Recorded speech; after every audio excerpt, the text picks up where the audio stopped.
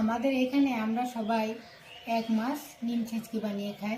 তা নিম ছিচকি বানিয়ে খেতে গেলে তো নিম পাতার দরকার। নিম পাতাটা তার প্রত্যেক দিন এনে নিম ছিচকি বানানোটা খুব ঝামেলা। এই নিম পাতাটা 1 মাস কীভাবে রাখলে ভালো থাকবে তো চলুন আপনারা দেখে নেবেন।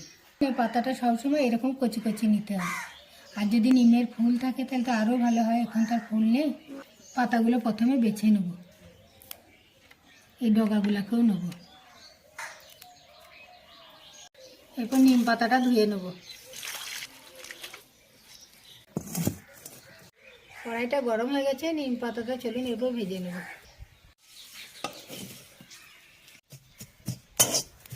কতগুলো পাতা ভেজে ওইটুকু হয়ে গেল দেখুন। ঠান্ডা হয়ে গেছে, এরপর হাতে করে নিম পাতাটা গুঁড়িয়ে নেব।